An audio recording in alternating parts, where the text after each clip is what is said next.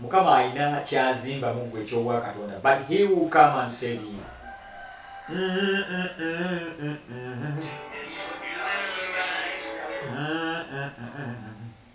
He will come and say, agenda kutulokola Yesu. Wow, wow, wow, wow. Kkiriza Katonda okulokola. Mukama yebazibwe. Kkiriza obulokozi bwa Mukama mu nsi ey'abalamu. Kkiriza obulokozi bwa Nsooka balina obulamu bwabwe ne batabufuuliranga kintu ewali Mukama. Naawe mulokole, naawe musajja gwe. Lord, we choose to do that today. We lift and he will. Wandika ekigambo awo. Write your comment. Comment etendereza Mukama. Comment esinza Mukama. Haleluya. Obulwadde obukuma wadde bulowooza nti weteekateeka dulize kufa kugamba bubadde bulowooza sitaani abadde alowooza nti weewaayo dde eri obulwadde obwo, sitaani abadde alowooza nti weewaayo dde eri ebbuba lya ssente eyo eri obwavu eryo obwo. Mukama yeebazibwe. Naye ne wakati ku muyaga Katonda atulokola. Mukama yeebazibwe. Mukama obulokozi bwa Mukama tetubulabira mu kubanga tuli bulungi nga tuyinawoko oba nga waliwo ebirwapaana. Mukama yeebazibwe. Ne wakati mu muyaga Katonda atulokolera wakati mu muyaga. Mukama yeebazibwe. Kati omuyaga gw'oyitamu gulema okukutiisa, byolaba ne byowulira ebingi birema okukutiisa. Katonda asigala nga ye Katonda. Teeka obwesige mu Mukama. Kkiriza Mukama. Ekyo ekirwadde ekikuluma ogenda kulabikiramu Katonda. Nakugambye ne mu mbeera ez'okunyigirizibwa tulabiramu Mukama. Haleluya. Haleluya. Waliwo Katonda lwaganya embeera emu neekubeerako ng'ayagala kwegulumiza mu mbeera eyo, ng'ayagala kulaga nti ali ku lulwo. Yobola bagamba mu Isaaya 3 tisiri kuleka, aga nti siri kuleka ng'oyita mu mazzi amangi n'omuliro teguli kusiriza, tolisiriira mu muliro, teguli kwakirako. Mukama yeebazibwe. Omuliro osobola okuguyitamu naye nga tegukwakirako. Mukama yeebazibwe. Abakulaba nga balaba oyita mu muliro naye ng'ate tegukwakirako. Mukama yeebazibwe. Yesu bw'abeera naawe, bw'okkiriza Yesu Kristo, obwesige bwawe bubeera bw'obussa mu Yesu, wamma ne mu kiseera kino eky'okunyigirizibwa, kola ekintu kimu, weevumbike Mukama waffe Yesu. Haleluya. Weevumbike Mukama waffe Yesu. Haleluya. Nkolerayo ekintu, nkolerayo Katonda ekintu. Waliwo ebintu bye tukola ne biwanula Katonda mu bbanga, ne biwanula Katonda gy'atudde eyo. Mukama yeebazibwe. Kkiriza Katonda watali. Mukama yeebazibwe. Omanyi luli tubadde tuga nti tulina okukkiriza, tuli bakkiriza, era nze bwemulaba nina okukkiriza. Ndabye Katonda okuyita mu kukkiriza. Abamu ku ffe tubadde tukkiriza kubanga waliwo ekiriwo, naye waliwo kwe bayita okukkiriza awatali. Kkiriza Katonda ogenda kulaba Katonda. Mukama yeebazibwe. That is super faith. That is super faith. Kukkiriza okuli super n'okkiriza awatali nga tolina noga naye sijja kufa yadde siina yadde ekikumi yadde ekituufu sente zaaweddewo jjo mu waleti sigenda kufa. Mukama nga ali wamu nange. Kati Mukama ye sente zensigazza. Haleluya. Mukama yeebazibwe. So he will come and save you. He is coming to save us. Haleluya. Yes. Mukama ajja okukuwonya. Haleluya. Olunaku lumu Yesu n'asiibula abayigirizwa ne balinnya eryato ne batambula ne batuuka buziba wa nnyanja, buziba mu mazzi nga Yesu baamulese mabega. Mukama yeebazibwe. Era nga tewaliwo ngeri yonna mu ndaba yaabwe mu kulowooza kwabwe. Mukama yeebazibwe.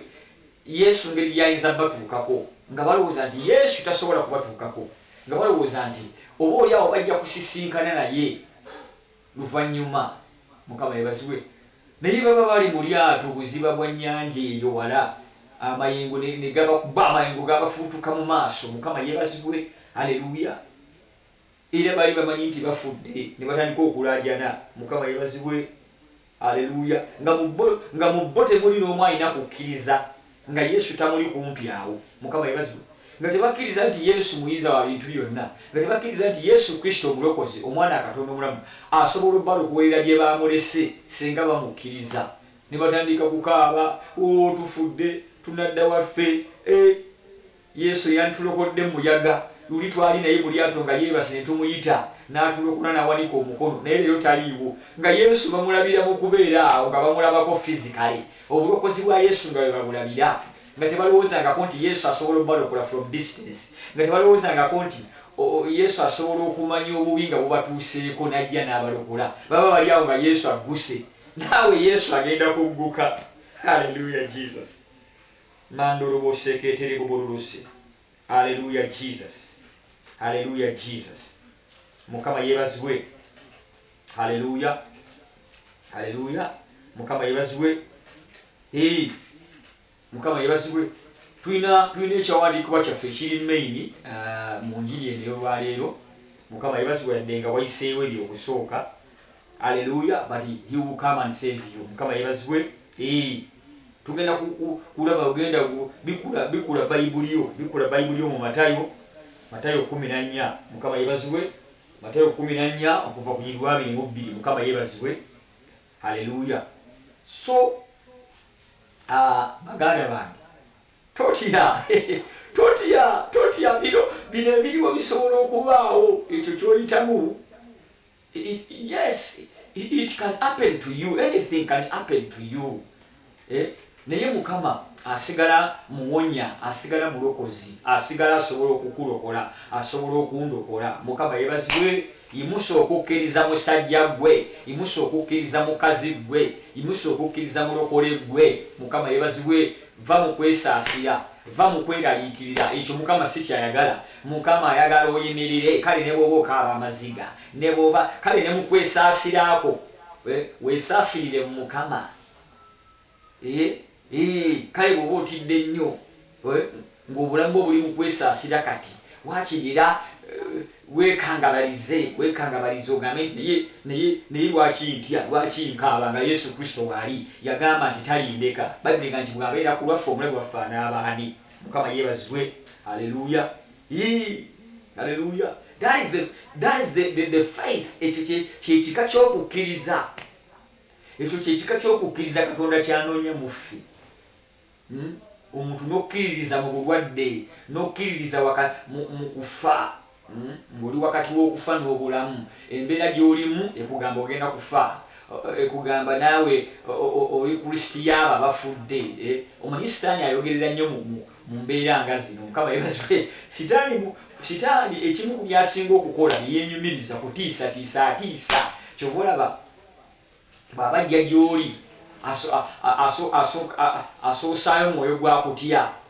Bw'amala okukutiisatiisa n'otya aba asobola okukola buli kyayagala. Mukama yebazibwe. Bayibuli ga nti tetwayibwa mwoyo gwa kutya. Timoseewo ekyokubiri essuula 1:7. Ti Katonda teyatuwa mwoyo gwa kutya. Mukama yebazibwe. Haleluya. Ne bw'oba otidde era okwo kutya kwonna kw'owulira okweraliikirira kwonna kw'olina yimirira ogambe Sitaani, gwe Sitaani oswadde.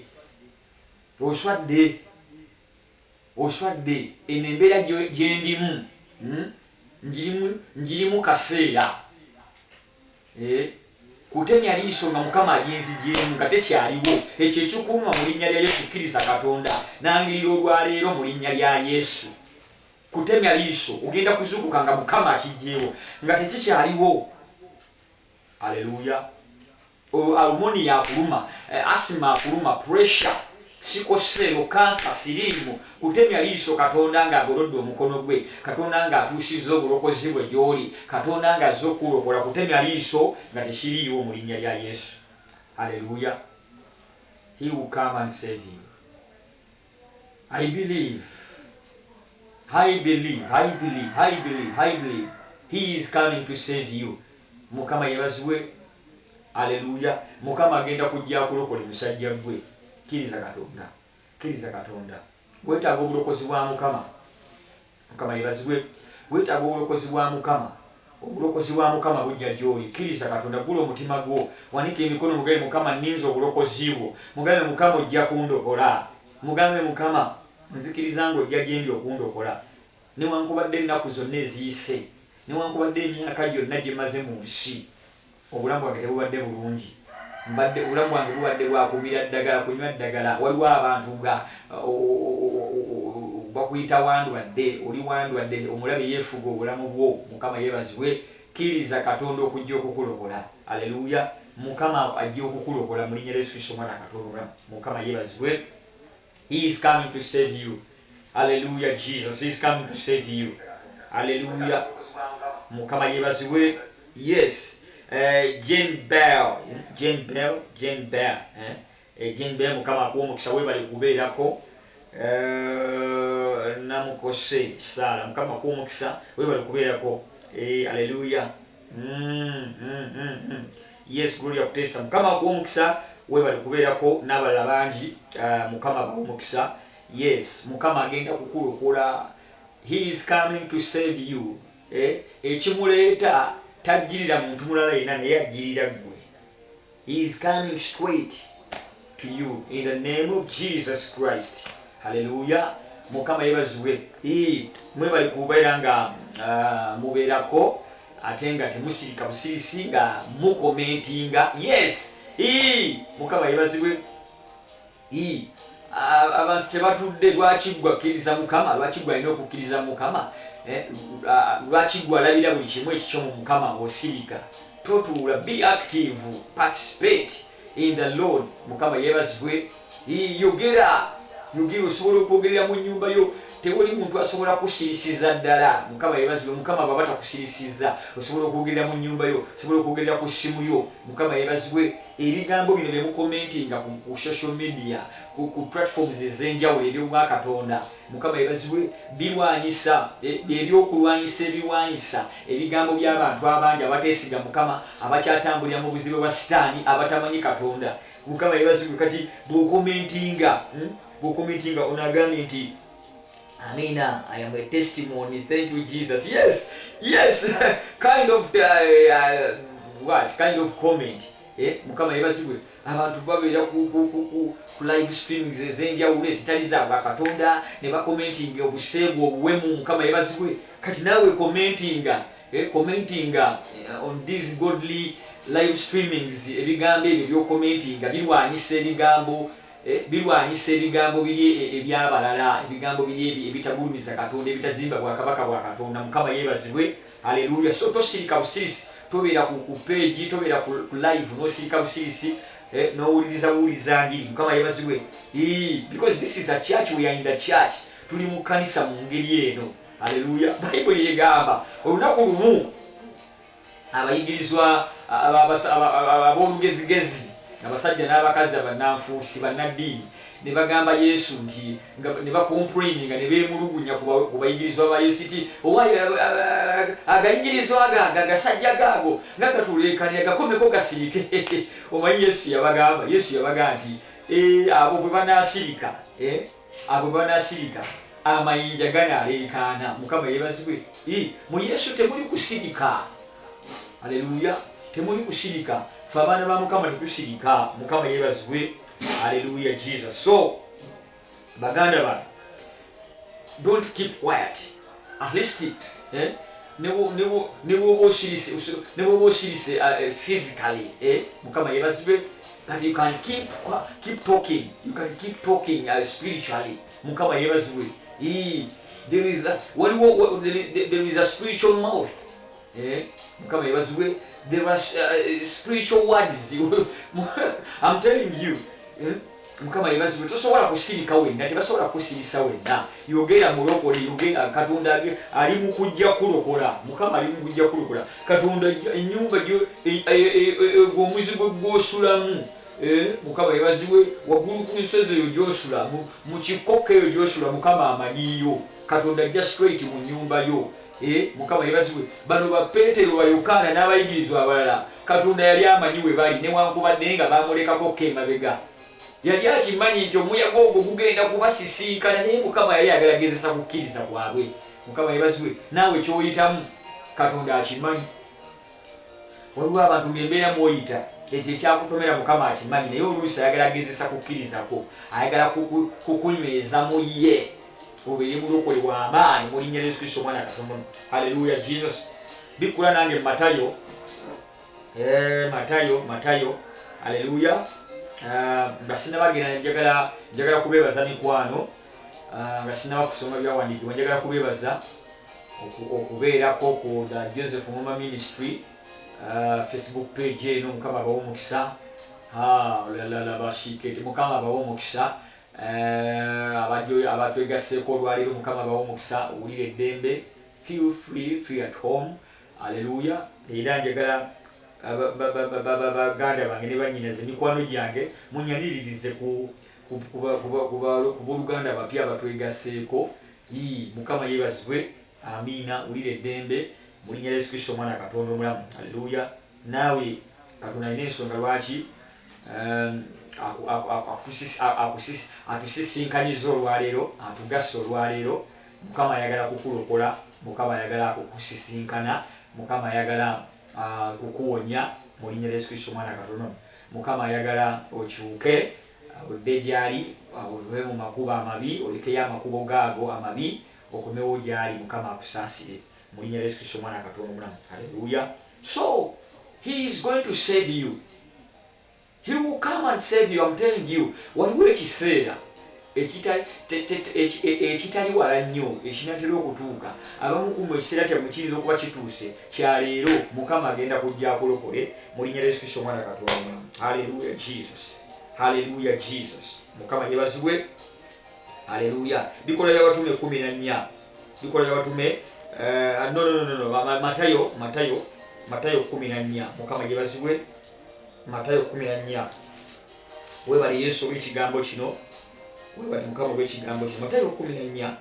Matayo 14. Tugenda kutandikira ku lunyiriri lwa 22. Mukama yeebazibwe. Yeah. We are in the book of Matthew, chapter 14, from verse 22. Mukama yeebazibwe. Hallelujah. So, ulira Bayibuli egamba nti amangu ago n'awaliriza abayigirizwa okusaabala bamukulembere okugenda emitala w'eri amale okusiibula ekibiina. Mukama yeebazibwe. Amangu ago Yesu yennyini n'awaliriza abayigirizwa. Mukama yeebazibwe. Ekigambo kuwaliriza mu Luganda kitegeeza kukaka. Yabakaka lwampaka. Waliwo Yesu bye yakozesanga abayigirizwa be lwampaka olw'okwagala kwa Katonda. Mukama yeebazibwe.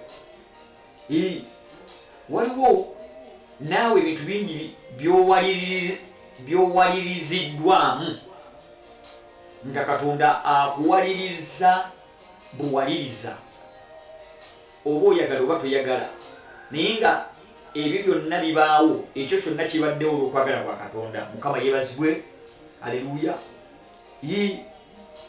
Kakati coronavirus ne byonna coronavirus byakuliyeetinzeewo n'embeera zonna ezeetoolodde coronavirus ziyinza okuba nga si mbeera nnungi eri ensi, si mbeera nnungi eri abaana ba Katonda, eri ekkanisa, naye nga byalina okubaawo lwampaka okwagala kwa Mukama kulabisibwe eri abo abamwagala, eri abo abamutya, eri abo abakwata ebiragiro bye. Mukama yeebazibwe. Yesu Bayibuli egambye nti n'awaliriza abayigirizwa. Tuli mu Matayo, bwe yakatwegattako, tuli mu Matayo essula 14 okuva ku nnyiriri lwa 22. Mukama yeebazibwe. We are in the book of Matthew, chapter 14, from verse 22. Hallelujah. Mukama yeebazibwe. Yes, omutwe gwaffe gugamba nti he will come and save you. Just put your trust in him. Keep your faith in God. Hallelujah. He is coming to save you. Agenda kujja kulokole. Ali mu kujja kulokola. Obwesige bwe bukuumire mu ye. Okukkiriza kwo kubeere mu ye. Mukama yeebazibwe. Hallelujah. Amangu ago n'awaliriza abayigirizwa okusaabala bamukulembere okugenda emitala weeri amale okusibula ekibiina. Wulira ekimu ku byaviirako Yesu okuwaliriza abayigirizwa bamukulemberemu, bamuleke mu kifo ekimu, ekifo ekyeddungu. Mukama yebazibwe. Bayibuli nti Yesu yali mu kifo kya ddungu. Enjiri k'olwo yali agibulidde mu kifo kya ddungu. Abantu b'omu bitundu ebyo ne bawuliziganya ne bakunga bannaabwe mu bitundu ebyenjawulo bwe bawulira nga Yesu nga bafunye omukisa, Yesu akyaddeko ewaabwe, ne bategeeza abalala. Mukama yebazibwe. So abantu baali bangi nnyo mu bitundu ebyo ebyeddungu, mu ddungu. Mukama yebazibwe.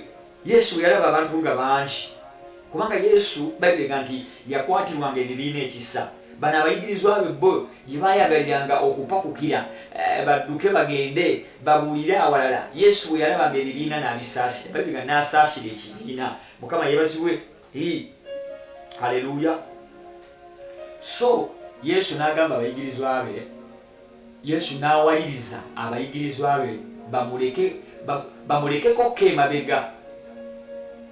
Simanyi kiseera kiki baamuleka emabega ng'asiibula ekibiina olw'okusaasira ekibiina. Bayibuli nti Yesu n'abaga nti n'awaliriza abayigirizwa be okuwunguka, okusaabala amazzi bagende, bo bagira bagenda, ajja kubasangayo. Yasooka asiibula ekibiina. Mukama yeebazibwe. Haleluya. Yesu, he's a very busy man. He's a very busy savior. Akola nnyo. Mukama yebazibwe. Mukama yebazibwe. Yesu akola, is everywhere. Olwaliro Yesu ali buli wamu okuyita mu maanyi ge ag'Omwoyo Mutukuvu. Mukama yebazibwe. Luli Yesu yali nga akyali mu mubiri, ng'akyali ku nsi, bwe yabeeranga kati nga wano, ate kyabanga kizibu nnyo okubeera awalala. Mukama yebazibwe. Kubanga eyo yenkola y'omubiri. Mu mubiri tosobola kubeera wano n'obeera n'eri. Mukama si kyangu. Mukama yebazibwe. Naye olwaliro Yesu, he is everywhere through his spirit, through his Holy Spirit. Olwaliro Mukama ali wano nange, naawe anneegasseeko, akkiririza wamu nange. Kati naawe ewuwaawo waali. Mukama yebazibwe. Yes. Haleluya. So tugenda kulaba Katonda. Tunaatera okulaba Katonda.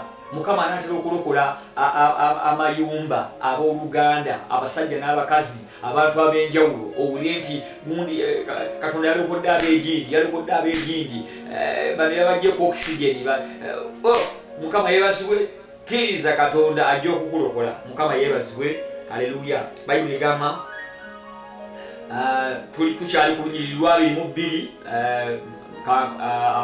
abakatwegattako. Yes, abakatwegattako. Nammwe ababaddeko obwedda betutambulire nabo okuva gye twatandikidde, osobola okuwandiikawo scriptures ezo. Bano bambi abakatwegattako ne baziraba. Tuli mu Matayo 14 olulirwa 22. Mukama yeebazibwe. Yesu agenda kujja akulokole. Amangu ago n'awaliriza abayigirizwa okusaabala bamukulembere okugenda emitala weeri amale okusiibula ebibiina. Mukama yeebazibwe. Twandigamye nti Yesu yalina okukulemberamu abayigirizwa, naye ku mulundi guno be bamukulemberamu. Mukama, enkola za Mukama zeewuunyisa, ate Katonda alina enkola nnyingi. Mukama yeebazibwe. Ku luno abayigirizwa be bamukulemberamu yabaga nti mugende, yabawuliriza buwaliriza. Bayibuli eyinza okuba tewandiika lutalo lwaliwaawo ng'abayigirizwa bagaana okukulembera Yesu, okumukulemberamu, okumusookayo. Mukama yeebazibwe. Naye statement ekulaga nti waaliwo enkaayana awo. Bapeetero engeri gye baali basajja bali active nnyo, bali creative nnyo. Mukama yeebazibwe. Ate kubanga Peetero yayogera daga Mukama waffe tukoleka tutya emabega bwe banakukola obubi obunaakutuukako. Naye Mukama n'abagamba paana, bwe manga nze Mukama wammwe, bwe manga nze nabalonda si mmwe mwannonda, munkulemberemu mugende nsooke nsiibule ekibiina. Mukama yeebazibwe. N'awaliriza abayigirizwa okusaabalamu. Mukama yeebazibwe. Waliwo Katonda abamu ku waliwo Katonda by'abawaliriza n'ogaa naye Mukama singa Mukama obadde onjagala, singa Mukama obadde ku lwange kino kyandimbaddeko. Mukama yeebazibwe. Waliwo si birungi byokka nti bigenda okubaako. Kino kyalinga kirooto kyantiisa. Kino abayigirizwa si kye baayagala Yesu okubawaliriza okumukulemberamu okumusookayo. Kiyinza okuba kyali tekibangawo nga guno gwe mulundi ogwasooka okubeera nga abayigirizwa bakulemberamu Yesu, basookayo Yesu, baleka Yesu emabega. Naye kwali kwagala kwa Katonda. Mukama yali ayagala okwegulumiriza mu ekyo. Mukama yeebazibwe. Aleluya. Kati oyinza okuba ng'owaliriziddwa embeera eyo okubaako okuyitamu ekyo ky'oyitamu olwaleero. Omusujja guyinza okuluma, omutwe guyinza okuluma. Oyinza okuba olwadde n'ekirwadde myaka 15 naye Katonda ali mabega wa kirwadde ekyo. Nga Katonda yakiwaliriza kikubeeko ate era akikuwonye, yeegulumize mu basawo agamba naye akakawala tukajjanjabidde emyaka gyonna. Awo kamuzi nti kawonye almonia, kawonye anemia, kawonye kansa. Mukama yeebazibwe. Waliwo ebitubaako mu buwalirize mu bwewaze. Mukama yeebazibwe. Aleluya. Naye nga Katonda agenda tulokola. Mpulira nga nina omusajja n'omukazi gwe njogera naye. Mpulira nga njogera n'omusajja n'omukazi ababadde beeraliikiridde olw'ekyo olw'embeera eyo gy'oluddemu, olw'embeera eyo gy'ofeesize, olw'embeera eyo ekutuukako olunaku. Mukama yeebazibwe. Aleluya. Si buli mbeera gy'oyitamu, si buli ekikubaddeko nti okirimu lwa bubi kubanga wayonoona, kubanga wakola obubi. Waliwo Katonda by'aleseewo okwegulumirizaamu mu linnya lya Yesu Kristo Omwana Katonda omulamu. Aleluya. Mukama yeebazibwe. So Olunyiriri olwa 23 bwe yamala okusibula ebibiina n'alinnya ku lusozi yekka okusaba. Obudde bwe bwawungeera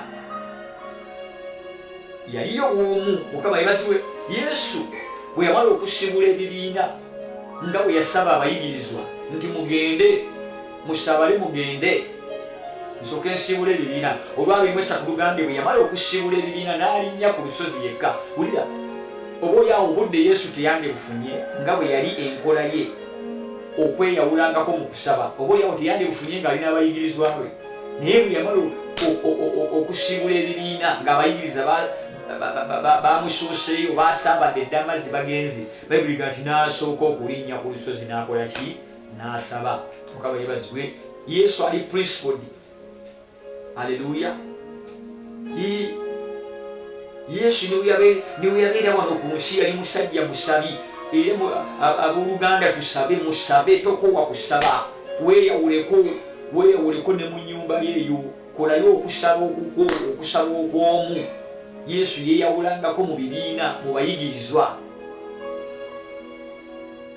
Baali ba famire emu. Naye Yesu olwokubanga Yesu yamanya nti yeetaaga okunoonya Katonda nga ye, weetaagayo okunoonya Mukama nga ggwe, weetaagayo okunoonya Katonda nga ggwe. Yadde mwafumbiriganwa, Bayibuli nti bwe tufumbiriganwa tufuuka omuntu omu. Mukama yeebazibwe. Naye Katonda abanje okumunoonyako nga ggwe, ng'ojja okumunoonya ne mukyala wo bano omwami bo, weeyawuleko nga ggwe mu nnyumba yeeyo, osabe okabire Mukama. Aleluya. Waliwo olugendo lw'olina okutambula ng'oli bw'omu ne Katonda wo yekka, nga n'emikwano gyo tebamanyi, ne mukyala wo tamanyi, n'omwami wo tamanyi, ne bazadde bo tebamanyi. Olwo olugendo ga ddwo Katonda alusuubira ggwe kulutambula naye. Mukama yeebazibwe. Aleluya. Simanyi walina gwe njogera naye. Aleluya. So Yesu bwe yamala okusibula ebibiina teyalinnya bulinnya lyato kusaabala nnyanja kusanga bayigirizwa. Yali yasingise dde okumusookayo. Mukama yeebazibwe. Naye yasooka kusaba. Sooka osabe mwana wa Mukama. Saba mu kiseera kino, noonya nnyo Katonda. Nakugambye nti okumu ku kubikkulirwa kwe nnina ku lockdown eno, ku lockdown zino ezigenda mu maaso mu nsi yonna amawanga ag'enjawulo olw'embeera eno eriwo. Mukama yeebazibwe. Okumu ku kubikkulirwa kwe nnina ffe kwe kusisinkanyamu Katonda. Mukama ayagala tumusisinkane, tumuwe obudde Mukama ayagala kutusisinkana one by one ayogere naffe. Mukama yeebazibwe. So mwana wa Mukama totuula butuuzeeyo mu nnyumba yo olw'okuba Mukama agabiridde buli kimu ekiri olye buli mmere from Monday to Sunday. Mukama yeebazibwe. Ekyo si kye kyakutwaza mu lockdown. Ekyo si kye kyakutwaza mu lockdown. Si kulya buli na kulaba TV. Mukama yeebazibwe. Katonda ayagala kukusisinkana. Waliwo Katonda byayagala okukola mu bulamu. Waliwo levo Mukama kwayagala okujja. Mukama yeebazibwe. Yesu yeyawulanga. Laba ne mu kiseera kino ng'abayigirizwa be baamulese dda bali buziba bw'amazzi bali mu nnyanja wakati eyo yasooka kusaba nga tannagenda. Amaze okusibula ebibiina twandigambye nti ekyandizeeko kusanga abayigirizwa bwe kweraliikirira abayigiriza bwe. Mukama yeebazibwe. Naye yasooka kusaba. Haleluya. Naawe saba muganda wange. Mukama yeebazibwe. Haleluya Jesus. Haleluya Jesus. Haleluya Jesus. Namuleme Juliet. Mukama akuwa omukisa we bali kubeerako. Haleluya. Mukama akuwa omukisa. Olivia Namiro. Mukama abawa omukisa mwe bali kubeerako. Haleluya. Mwe bali kubeerako. Comment. You can comment. Don't just keep quiet. Mukama yeebazibwe. Ebigambo by'owandiika waabo nga muwulira ng'owuliriza ekigambo byakulwanyisa. Nakugambye nti comments nyingi ezigenda mu maaso ku Facebook, ku social media platforms ez'enjawulo ebirimu amagezi n'ebitalimu magezi. Naye kakati gwe mwana wa Mukama bw'ota commentinga ng'ekigambo kibuulirwa ng'ate waliwo abakomentinga ennyo ku bintu ebitalimu naki oli awa bakomentinga ebigambo eby'obuwemu. Mukama yeebazibwe. Haleluya. So gwe commenting ery'obwakatonda mu linnya lya Yesu. Mukama yeebazibwe. Olwabiri-3 tuli mu Matayo essula 14 twatandikidde ku lunyiriri lwa 22 kati tuli ku tugenze ku 24. Haleluya. Mukama yeebazibwe. Olwabiri-3 bwe yamala okusiibula ebibiina n'alinnya ku lusozi yekka okusaba abaddu. Obudde bwe bwawungeera yaliyo bwomu. Mukama yeebazibwe. Haleluya. Yesu obudde bwe bwawungeera yaliyo bwomu ku lusozi. Mukama yeebazibwe. Then olwabiri-4 naye eryato lyali limaze okutuuka mu buziba. Olwabiri-4 tebwogera ku lyato lya Yesu. Yesu tumulabye mu Lwabiri-3 ye ali ku lusozi aliyo bwomu asaba nga tannaba kusaabala nga tannaba kulinnya mu mazzi. Mukama yeebazibwe. Naye jjukira bano abayigirizwa yali abasiibudde dda. Kati wano Olwabiri-4 lwogera ku lyato ly'abaki ly'abayigirizwa abatambudde dda bagenze dda. Mukama yeebazibwe. Simanyi bye baali balowooza mu kiseera ekyo. Simanyi bweraliikirivu bwe baaliko nga Yesu tali wamu nabo bamulese mabega kubanga Yesu yali kabode waabwe. Yesu yali yakola dda ebyamagero ebyokuteesa amazzi ebyokukakkanya omuyaga mu mazzi. Mukama yeebazibwe. Kakati ndowooza mu kiseera kino baali beeraliikirira nga bagaba naye eno gye tutuuse mu mazzi eno buziba bw'amazzi gye tuli nga naye bwe weeraliikirira oli mu buziba bwa mbeera onyigirizibwa. Mukama yeebazibwe. Waliwo okumanya sitaani amanyira sitaani ajooga. Kati mu kiseera kino ekyokutya ng'abantu bonna beeraliikirivu waliwo bwowulira akantu nga kakufumise ne weekanga n'ogamba kano sige kamu ku bubonero bwa coronavirus simanya mulina. Mukama yeebazibwe. Omulabe sitaani n'aseka. Kati nkuba akafaananyi nga nabana abayigirizwa buno bonna obuyengoyengo bwe baawuliranga mu lyato eryato ne ligiramu liti. Mukama yeebazibwe. Omanye ennyanja egyolaba eyina nekya yayo eyina obutonde bwayo nti obuyengoyengo obwo obutonotono bubeeramu eva. Mukama yeebazibwe. Kizibu nnyo okutambula ku nnyanja nga ennyanja eri fulaati temulimu yadde akagira katemulimu yadde akagira. Kati nkuba akafaananyi nga bapeetero bayokaana obuyengoyengo obwo obwagiranga nga buli okutya okwali awo nga batya kabode waabwe tali nabo ate bo baali bamutegeerera sayidi emu nti alina kusooka kubeera nabo okulokoka kubeera nabo omwoyo gw'okukola ki okubanga guteeka.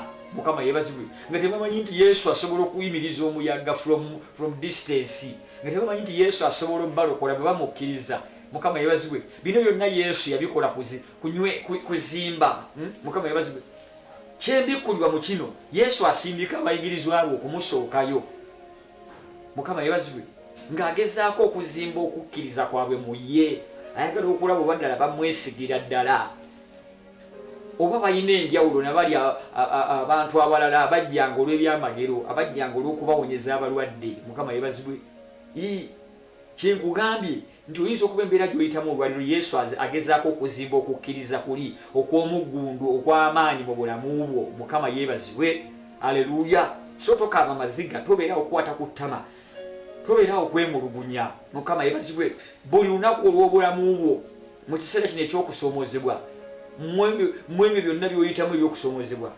obulokozi bwa mukama bukusisinkana era kankubuulire Katonda azibule amaaso ge ag'omwoyo waliwo okuwonyezebwa okukusisinkana buli lunaku Katonda agenda kukola bulungi mukama agenda kukakasa nti akutuusiza ku buwanguzi obusembayo mukama yeebazibwe ekyo ekirwadde ekikuluma kisalikako buli lunaku kigenda kutuuka ekiseera kiggweewo kyonna naye mukama ali mu kuzimba kukkiriza mu ggwe aleluya Onyiriro lwa 24 naye eryato lyali limaze okutuuka mu buziba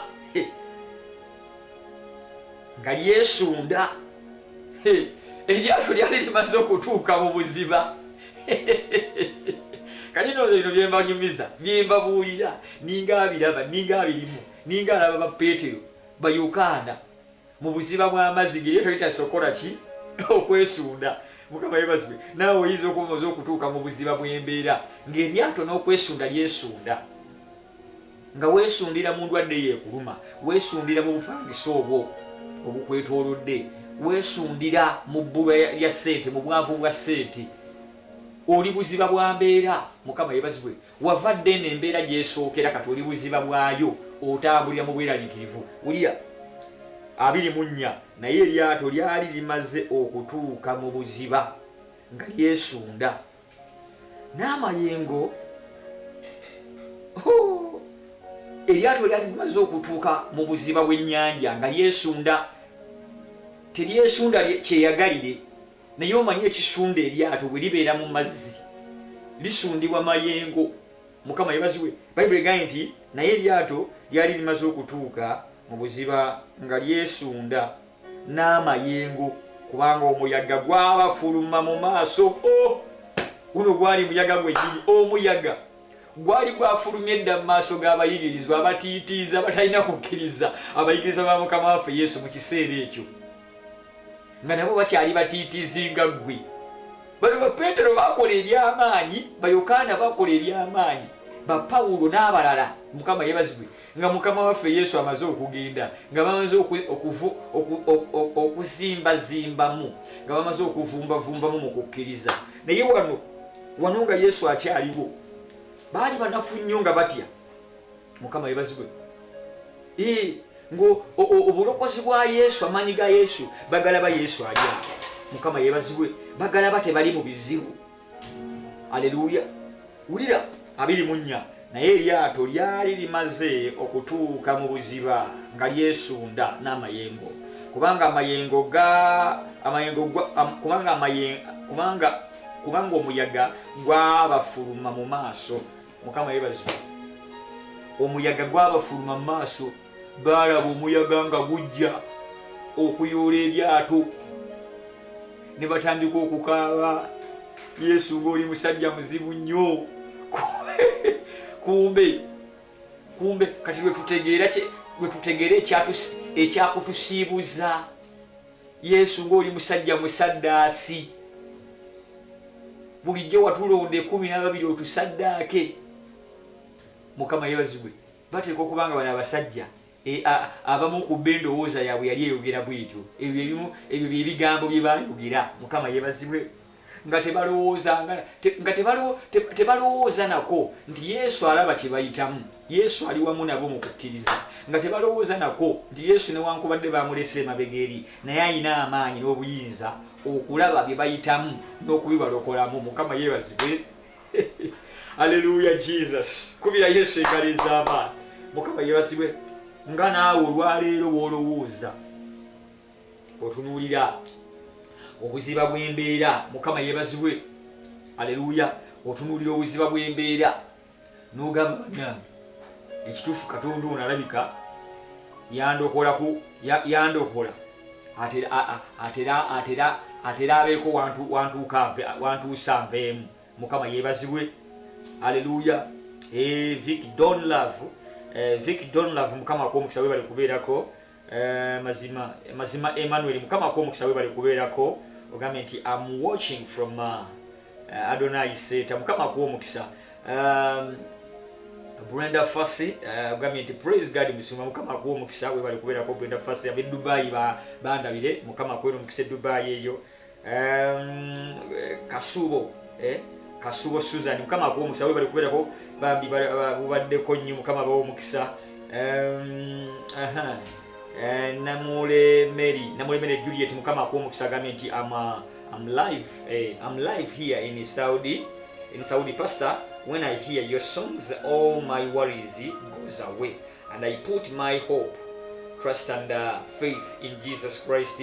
Be blessed in your warm gospel songs. It's full of God's anointing. Mukama akw'omukisa ekitibwa n'ettendo lya mukama weebale mukwano. Hallelujah.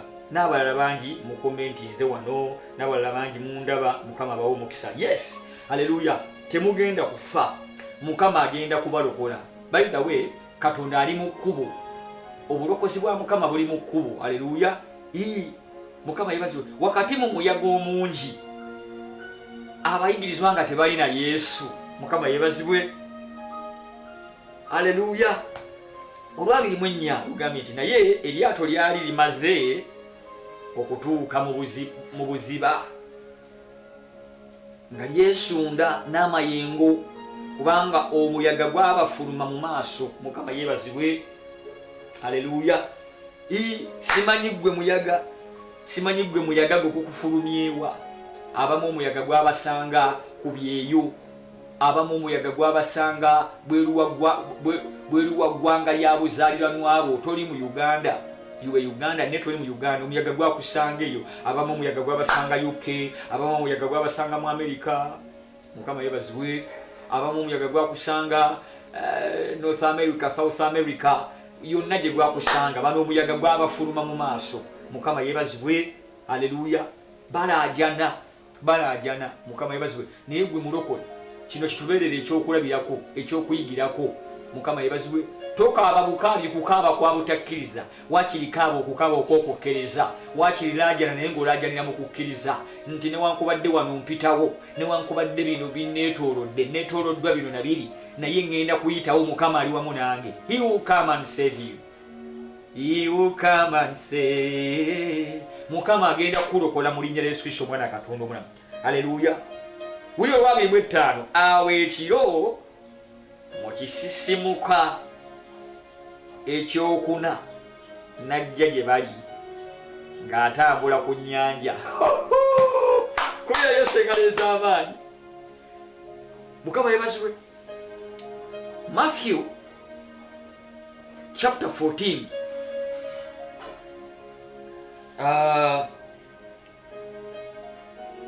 verse 25, isn't it? Verse 25. Yeah. Mukama yeebazibwe. Tutuuse ku verse 25. Matthew 14 verse 25. Hallelujah. My God. Awo ekiro mu kisisimuka ekyokuna. My God. Omanyi ekitegeeza okubeera mu nnyanja, okubeera mu lyato ne mutuuka mu kisisimuka ky'abantu abeebase. Ekisisimuka nga kyakuna. Kitegeeza obudde bwali buzibye nnyo. Bano abayigiriza baali batambudde dda nga Yesu bamulese dda wala. Jjukira yabasiibula n'abagamba munsookeyo mugende male okusibula ekibiina. Bwe yamala okusibula ekibiina ate n'agattako okusaba, ne yeeyawulako n'agenda ku lusozi n'asaba. Kati ebbanga eryo n'abayigiriza baali batambula, gye baali bagenda yali wala. Mukama yeebazibwe. Omuyaga gubafulumye mu maaso, gutandise okubayuuya, gubakubye. Mukama yeebazibwe. Haleluya. Neebaza Katonda nti omuyaga gukukubye, gukufulumye yonna gye gwakufuluma naye tegunnako, tonnaba kubbira. Mukama yeebazibwe. Tonnaba kufa, towanika mulokole. Mukama agenda kujja kulokole. Yesu ajja mu kisisimuka kyakuna. Bano abayigirizwa baali batambudde dda, baali batiddetidde dda, amaziga baali bagakaabye dda. Mukama yeebazibwe, baali batobye dda n'omuyaga. Obuulyawo baali beewaddeyo nadde okufa nga bamanyi Yesu akoze atya, abavuddemu. Mulokole teweewaayo eri kufa, teweewaayo eri ndwadde. Togamba nti zino endwadde zimaze, togamba nti kino ku luno kigenda kunteeka wansi, kino ku luno kaweddemu. Mukama yeebazibwe, abantu kaboogere nti kaweddemu. Abantu balina ebigambo. Abantu ennaku zino babika n'abatannafa, ate kati ennaku zino waliwo sisitimu bakubika tonnafa kasita bategeera nti walwadde. Olaba ne bwoba tolwadde bakubika. Mukama yeebazibwe, kabakubike, kabagambe ne gundi awedde, gundi agenze, naye gwe towanika. He will come and save you. He is coming to save you in the name of Jesus Christ. Hallelujah. Awe ekiro mu kisisimuka kyakuna Yesu n'alyoka ajja. Ne balengera Yesu ng'ajja. He will come and save me. Agenda kujja Mukama akuwonye kansa. Agenda kujja Mukama akuwonye siriimu. Agenda kujja Mukama akujje mu bupangisa. Agenda kujja Mukama akujjeko okugaanibwa okwo, okulemererwa, okuvumibwa, okunyoomebwa. Mukama agenda kujja. Haleluya, akulokole mu muze ogwo gukulemeddeko. Agenda kujja Mukama alongosa amawuggwe go, agategata amawuggwe go, akuteekemu amawuggwe amalala mu linnya lya Yesu Kristo Mwana Katonda. Haleluya, gwe bakuba ebifaananyi bagamba amawuggwe go gavunze, gaweddewo, galina damages. Bagenda kuddamu okukuba ebifaananyi nga Mukama yazze n'akulokola. Bagenda kuddamu okukuba ebifaananyi ng'amawuggwe go malamu. Don't joke with God. Bible egamba nti Katonda tasekererwa. Haleluya. He will come and save you. He will come and save you. Manderebo wanika emikono mu bbanga, mpulira amafuta ga Katonda, mpulira okuwonyezebwa, mpulira omukono gwa Mukama omununuzi. In the name of Jesus. He is saving you. Akulokola Mukama kaakano mu linnya lya Yesu. Oh, twale ekitiibwa. Oh, byonna bibyo. Bayala satarabase. Twale amate. Hallelujah. Buradeko si palade siketi. Oh, twale ekitiibwa. Byonna bibyo. Ulira. Bana abasajja baali batambudde dda. Bana abayigirizwa ba Yesu baali basimbudde dda nga bali wala. Bali buziba bwa mbeera. Baali bamaze okwogera obubi ku Yesu. Tolo embeera tekwogeza obubi ku Yesu. Bwe baba baali beemulugunyiza dda. Bwe baba baali basazeewo okuva mu bulokole baga nti nze bwe mponawo wano Yesu oyo sigenda kuddamu mugoberera. Ekisooka yatulese, yatusiibudde, yatweggyeko. Mukama yeebazibwe, baali babyogedde dda ebyo. Mukama yeebazibwe. Naye olwabirimu 5 tugamba nti awo ekiro mu kisisimuka ekyokuna najja gye bali ng'atambula ku nnyanja. Ulira, my God, Yesu Yesu ku mulundi guno, ku mulundi guno gwokka baamulaba ng'atambula ku nnyanja. Aladiposhika ladiporodoshekete. Nkusabira ku mulundi guno olabe Yesu ng'atambula, olabe Yesu ng'atambula mu bulamu bwo, olabe Yesu mu ngeri gy'otamulabangako. Don't limit yourself. Teweelimitinga mu ngeri y'okulabamu Mukama. Katonda tusobola okumulaba mu ngeri zonna. Osobola okulabira Katonda ku myaka 5, ku myaka 8, ku myaka 10. Gwagamba nti okuze nnyo. Neje emyaka gy'owezezze, emyaka gy'oyina, osobola okulabirako Katonda. Mukama yeebazibwe. Ennaku zino sikyagala kusharinga n'abantu batalina kukkiriza, kuwuliriza abantu batalina kukkiriza, kugenda n'abantu batalina kukkiriza. Banyiriza ddala bamalamu amaanyi. Mukama yeebazibwe, kubanga tuli mu kiseera, tuli mu biro bya kusimbibwa mu kukkiriza, bya kunywezebwa mu kukkiriza. Mukama yeebazibwe. Hallelujah. Believe God.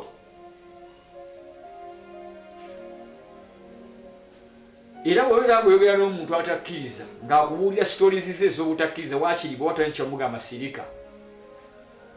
Haleluya. Wuuno Yesu baali bamumanyirira mu kuwanika mukono ng'ali wamu nabaawo mu lyato, omuyaga ne guteeka kati ku luno wuuno baali bamumanyirira kusaabalira mu lyato, kutambulira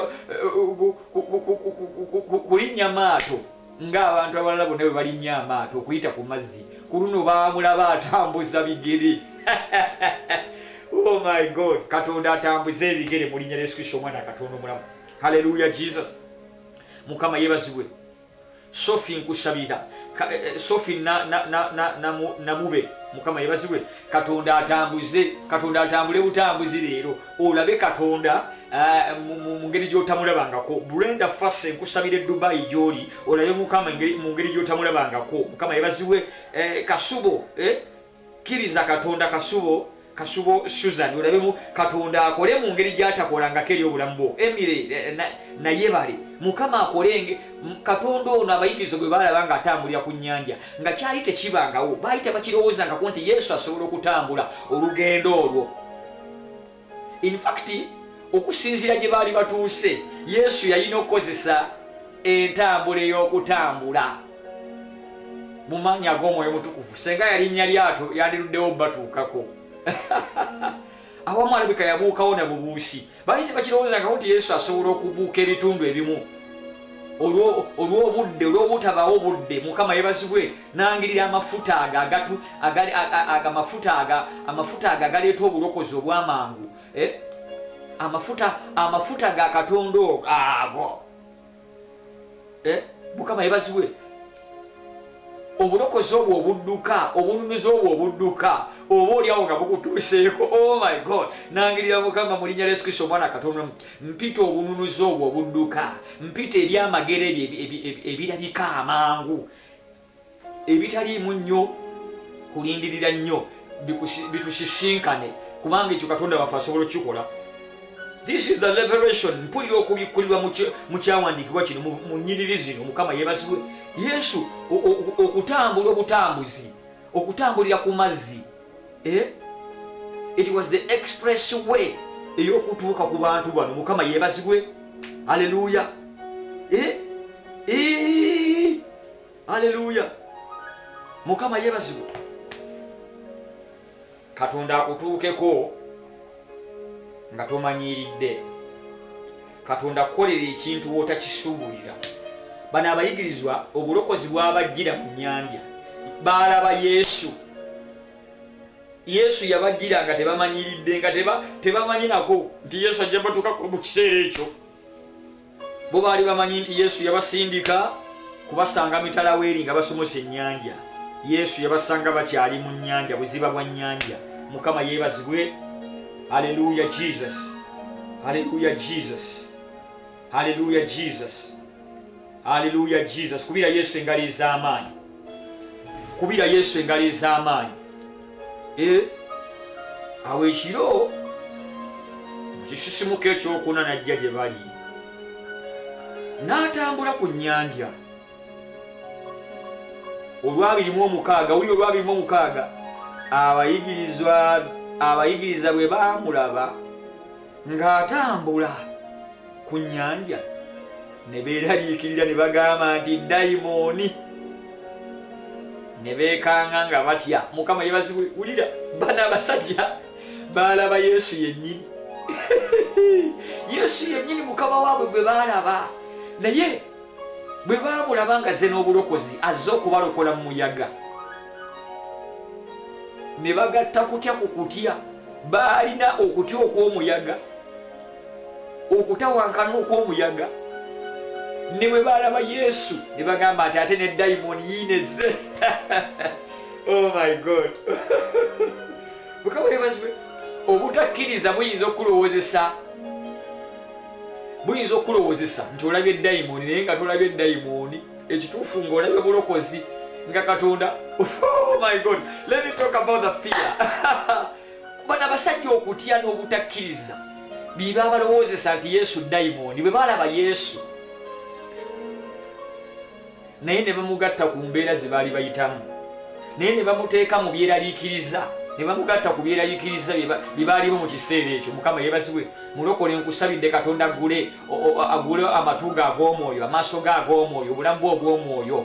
olabe mu mwoyo Yesu oleme muyita dayimoni obulokozi oleme buyita dayimoni Mukama yebazibwe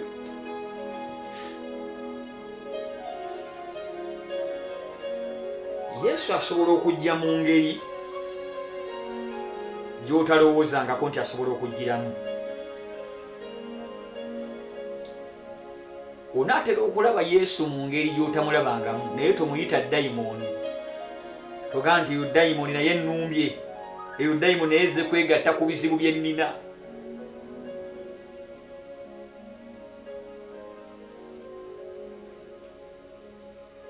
onaatera okuwulira okubabuukirirwa mu kifuba kyo okwokerera naye nga si bulwadde naye nga Yesu yennyini mukono gwa Yesu gwennyini gwokya obulwadde bano abasajja balaba mukama waabwe Yesu ba Petero Yokaana Yakobo n'abalala balaba mukama waabwe Yesu ne batya ne bagamba dayimoni nayo yiye tulumbye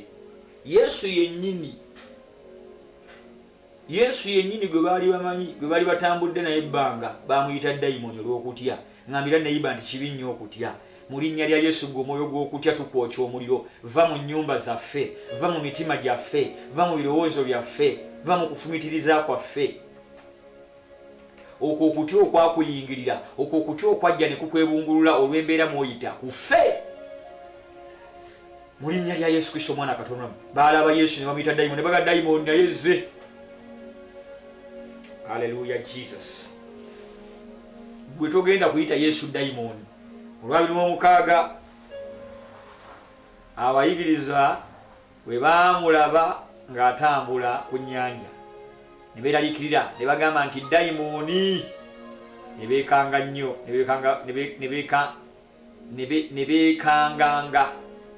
beekanganga batya Mukama yeebazibwe olw'abiri 7 amangu ago Yesu n'ayogera nabo wulira Yesu agenda kwogera naffe Yesu agenda kwogera naawe Yesu tagaana kwogera naawe gwe ne bw'otya Mukama yeebazibwe kubanga yo omulimu gwe Yesu kwagala Yesu kisa era ekisa kya Katonda yatutonda ekisa kya Katonda kitaffe yatonda eggulu n'ensi tukirabira mu Yesu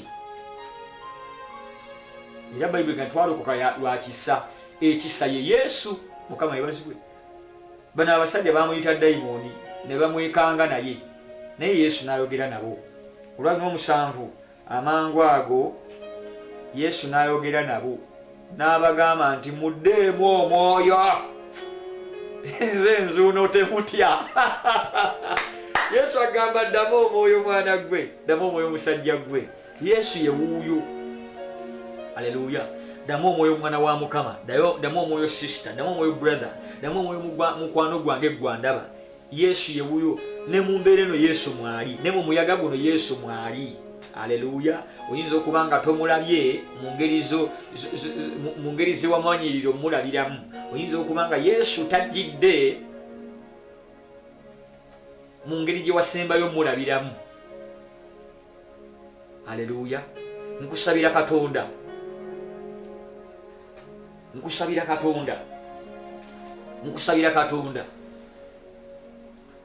azuukuse omwoyo Mukama yeebazibwe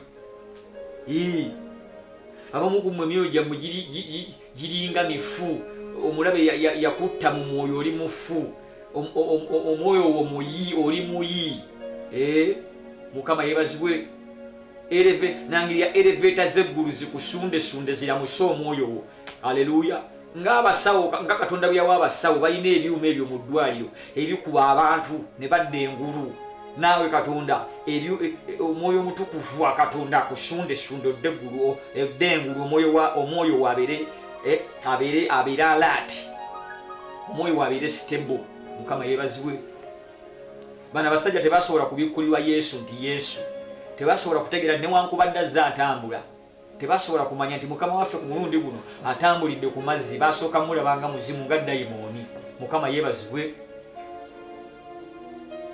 naye nkusabira gw'olabe Yesu otegeere nti ono Yesu yazze oleme muyita dayimoni olw'abiri 7 amangu ago Yesu n'ayogera nabo n'abagamba nti muddeemu omwoyo, nze nzuno temutya. Mukama yebazibwe. Naawe Yesu agamba yewuuyo totya, just teeka obwesige bwo mu ye, yimusa okukkiriza kwo mu Yesu. Aleluya.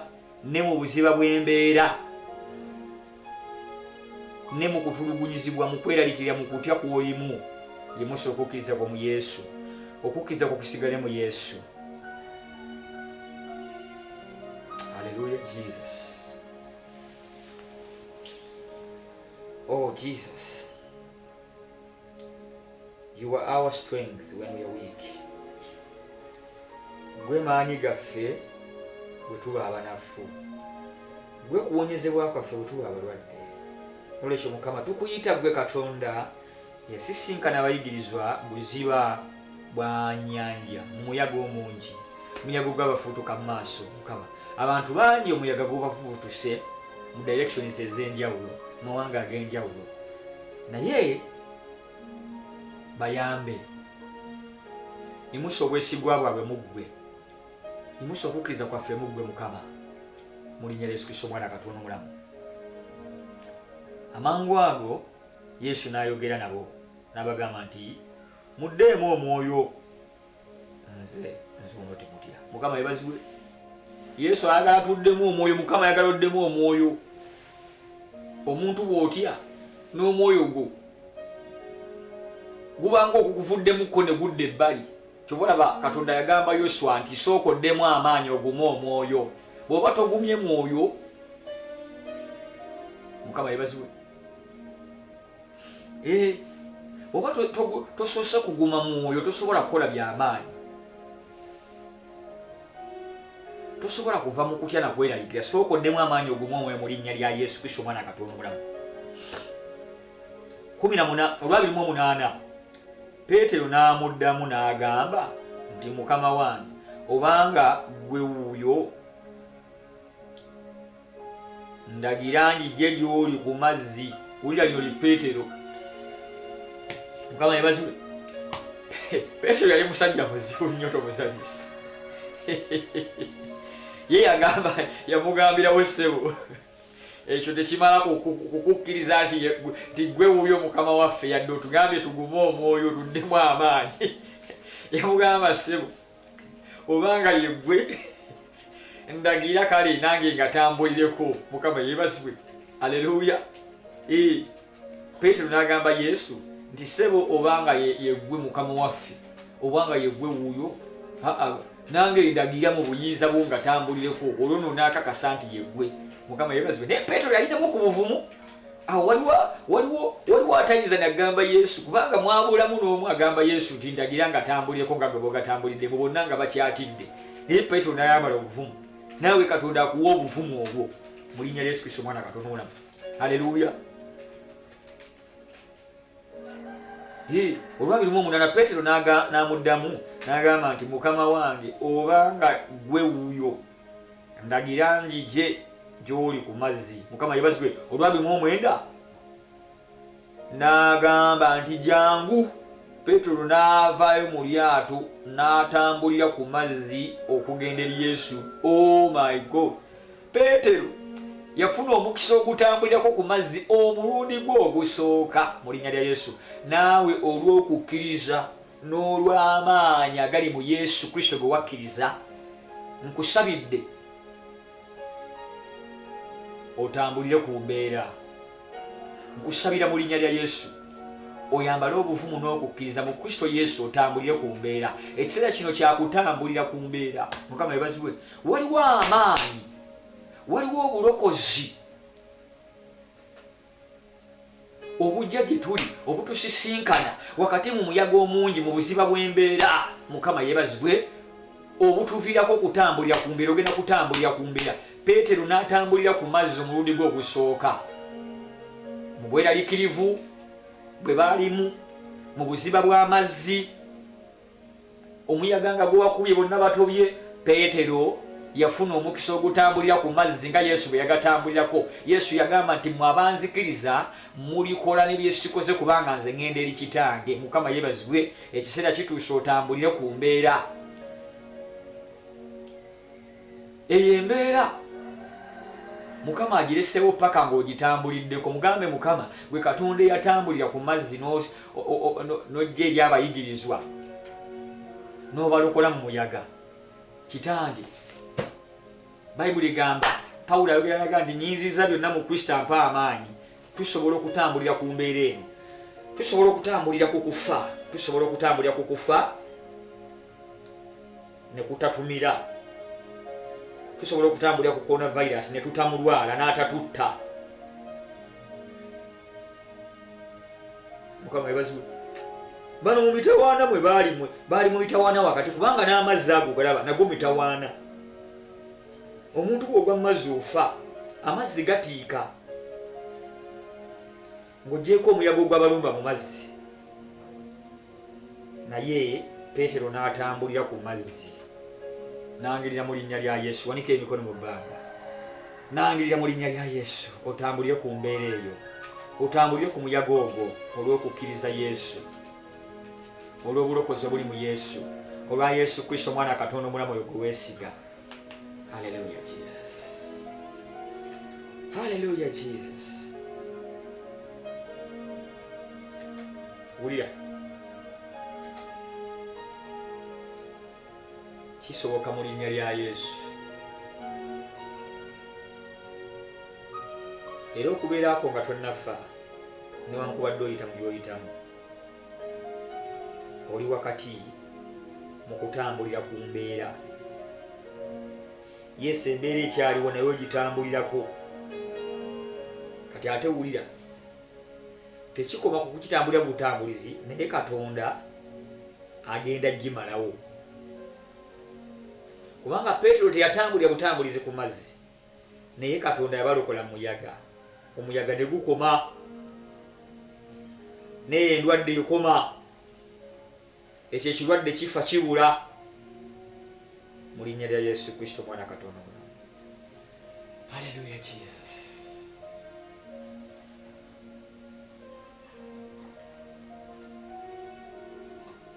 Hallelujah Jesus. Hallelujah. 28 Peetero n'addamu n'agamba nti Mukama wange,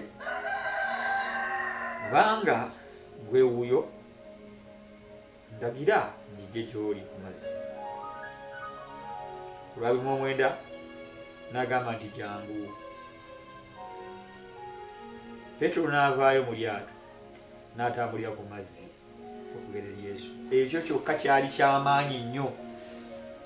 Simanyi Peetero mu ddakiika ezitali nnyingi nnyo, ebbanga eritaali ddene nnyo ng'atambulira ku mazzi, simanyi Peetero bwe yawulira, simanyi Peetero bwe yeeraba ng'ali mu ggulu. Naye wulira olwasatu, naye bwe yalaba omuyaga n'atya, n'atanula okusaanawo, n'akaaba n'agamba nti Mukama wange ondokola. Wulira, ndokola. Peetero Katonda gwawadde obuvumu, gwawadde omukisa ogutambulira ku mazzi. Kaakati laba ate Peetero ajja amaaso ge ku Yesu. Peetero abadde takyalaba muyaga ng'amaaso agatunuliza Yesu. Bayibuli egamba nti naye bwe yalaba omuyaga, Peetero yakola ensobi emu, kujja maaso ge ku Yesu amugambye nti tambula ojje, ate n'atunuulira omuyaga. Tosobola kwewala kubbira mu mbeera eyo bw'otunuulira embeera eyo amaaso gajja ku Yesu. Nkusabidde newankubadde embeera eyo etiisa, newankubadde embeera eyo erina byekola nga bitiisa mu bulamu bwo, reactions z'embeera eyo mw'oyita zitiisa, naye amaaso go gatunuulize Yesu, ogenda gitambulirako mu linnya lya Yesu. Naye bwe yalaba omuyaga n'atya, n'atanula okusaanawo, n'akaaba n'agamba nti Mukama wange ndokola. Mukama yeebazibwe. Peetero kirungi kye yakola, mu kutya kwe yakaabirira Mukama. Naawe kaabirira Mukama gw'atidde.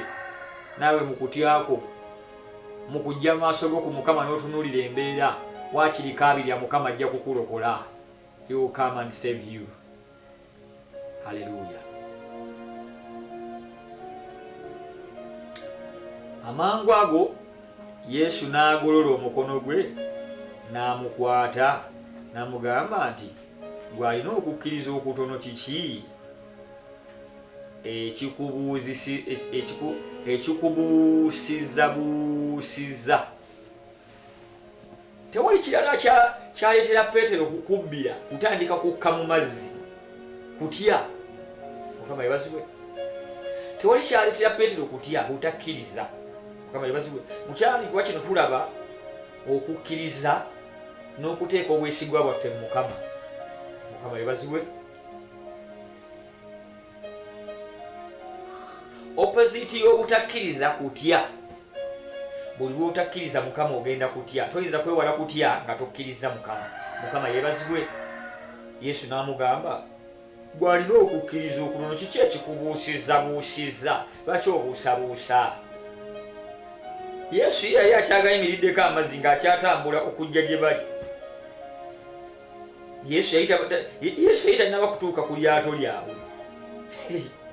Kitegeeza nti Peetero yali atambudde okuva ku lyato ng'alina waatuusa n'atera okutuuka ku Yesu gye yali. Mukama yeebazibwe. Naye n'atunuulira embeera, yakola ensobi emu. Nkusabidde Mukama amaaso go leme gajja ku Yesu, amaaso go leme gatunuuliza embeera osigale ng'otunuulidde Yesu. Hallelujah, Jesus.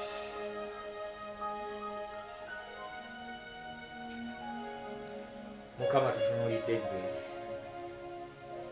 Mukama atunuulidde ggwe. Twala ekitiibwa n'ettendo kubanga byonna bibyo. Haleluya.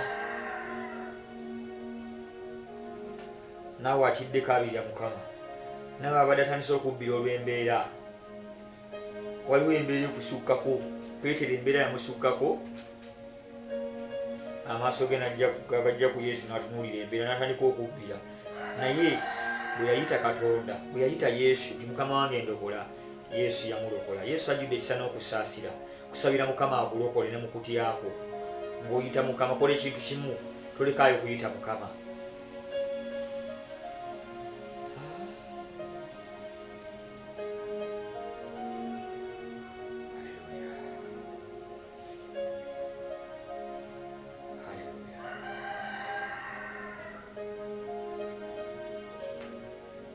He's coming to save you.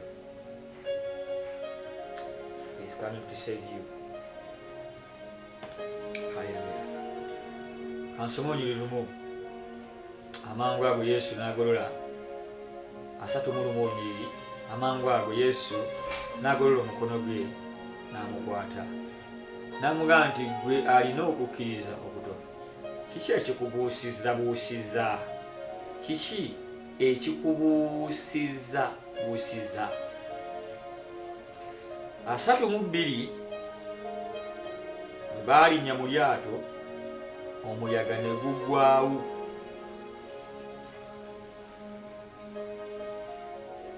Yesu bwe yalinnya mu lyato, omuyaga ne gukola gutya? Ne guggwaawo. Naye bano singa baalina okukkiriza Mukama waffe Yesu, baali basobola okuyimiriza omuyaga. Yesu yali asobola okusanga omuyaga guno nga teguliiwo. Ne bamuwa bujulizi nti Yesu weebazibwe, kubanga bwe tukkiriza nti omuyaga guno gusobola okuvaawo, guvuddewo bw'otabadde. Ne kubanga Yesu baamukkirizanga ali nabo mu kiseera ekyo. Baamukkirizanga Yesu aliko kyakoze. Tokkiriza Mukama ng'asoose kubaako kyakola. Yesu Kristo mulamu w'amaanyi. Ne bw'aba aludde okubaako kyakola mu bulamu bwo, naye n'obulamu bw'olina obulina lwa Yesu. Ekyo ekitannakuwangula tekinnakuwangula lwa Yesu. Mukama yeebazibwe. Bwe baalinnya mu lyato, omuyaga ne guggwaawo. 3:3 nabo n'abo abaali mu lyato ne bamusinza nga bagamba nti mazima oli mwana wa Katonda. Haleluya. Haleluya. ogenda kusinza Mukama.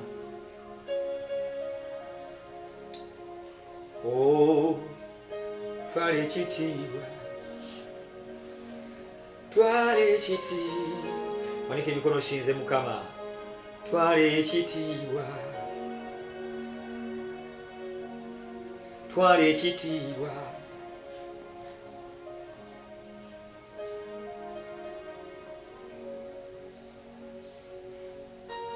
Bujja kimuuma mukyala wange, Mukama akuwa omukisa. Oli omu kuba komenti nze wano. Email Luwale Timothy agambye nti email we have to cry to God. Yes, haleluya. Mukama yebazibwe. Wanika emikono mugambe nti twala ekitiibwa. Mukama agenda kukulokola, togwa mu maanyi. Obulokozi bwa Mukama butunuulire nga buli kumpi, butuuse.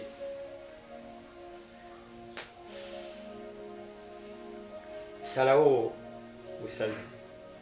Kola ekintu kimu, komawo eri Yesu, kubanga eri Yesu yeri obulokozi. Komawo eri Katonda. Mukama atwagala tudde gy'ali.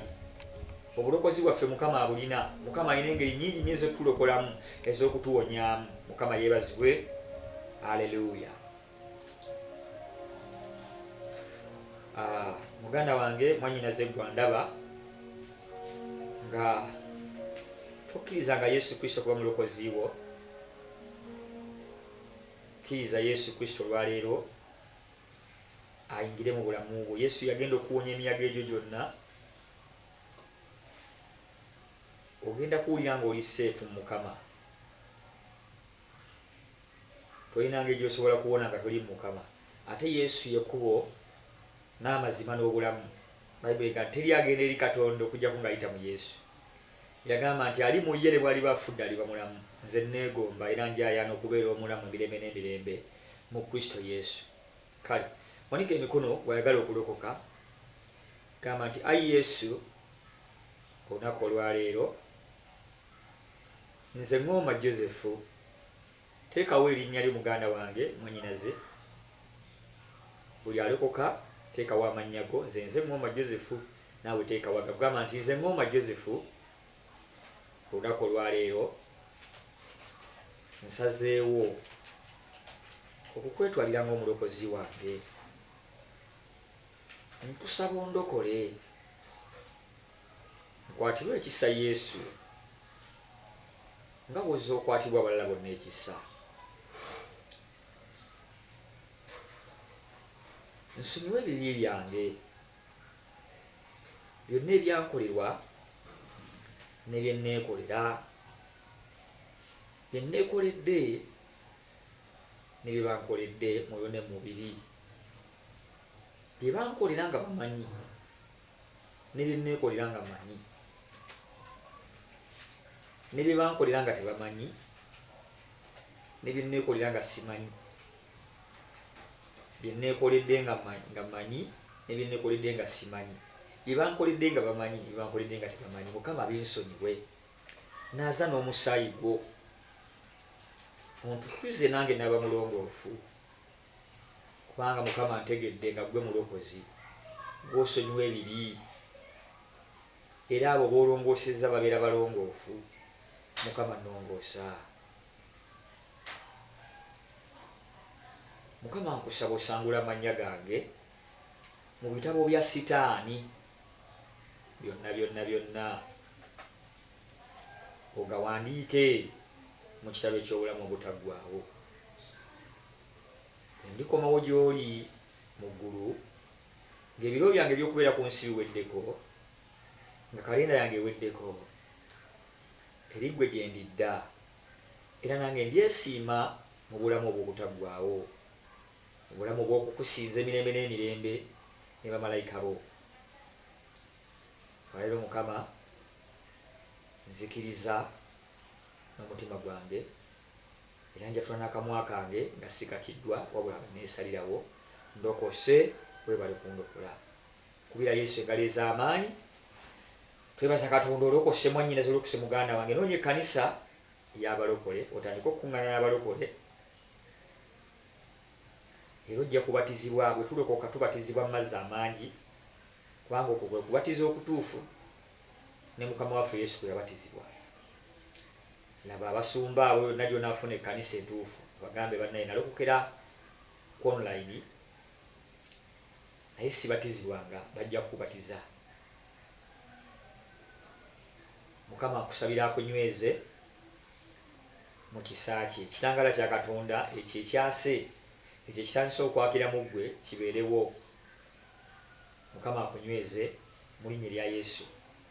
Nze Musumba Joseph Ngoma, ekkanisa gy'ensumba bagiyita eyitibwa Praise and Worship Power Church eri wali Najjanankumbi ku Stella ku Ntebe Road. Mukama yebazibwe, Mukama watukuumidde. Wano ku the Joseph Ngoma Ministries tubeerawo muwulira enjiri era obuweereza buno bulimu obuweereza bungi. Obuweereza buno bwa the Joseph Ngoma Ministries mulimu obubuulizi bw'enjiri mu ngeri zonna n'ebirala bingi. Haleluya. So mwebale kutuwagira mu ssaala, mwoyo ne mubiri, abatuwagira ne ssente zammwe Mukama abawa omukisa. Bayibuli egamba nti omuntu kyasiga kyakungula. Bw'osiga ssente okungula ssente ate tosobola kusiga mu buweereza omulimu gwa Katonda n'otalaba mukisa. So ennamba z'amasimu ezo zemulaba wansi awo zonna zigendako ssente. Osobola okuyisaako ekimu eky'ekkumi kyo, osobola okuyisaako ekiweebwayo kyo, ensigo yo. Bayibuli egamba nti ensi n'eggulu nga bikyaliwo, okusiga n'okukungula tebirikoma. Weetaaga okusiga olyoke okungule. Mukama yeebazibwe. Amiina. So osobola okusiga mu buweereza buno ne Mukama taleme kuwa mukisa. Amiina. Njagala okubasiibulira wano mikwano gyange. Ennamba z'essimu ezo eziyita omuzirabye. Yes, abagala okuntuukako musobole okuntuukako ku ssimu ezeera mu linnya lya Yesu Kristo Omwana Katonda omulamu. Mukama abampere nnyo omukisa. Mukama abanjagalire. Sigadde nze Musumba Ngoma Joseph mu linnya lisinga amaanyi erya Yesu Kristo Omwana Katonda omulamu. Naye nkuzaamu amaanyi, kkiriza Katonda, semberera Katonda, va mu makubo go ag'obutali butuukirivu. Mukaabirira ajjudde ekisa n'okusaasira kusonyiwe. Mukama alina pulaani ennungi eri obulamu bwo. Mukama abampere nnyo omukisa mu linnya erisinga amaanyi erya Yesu Kristo Omwana Katonda.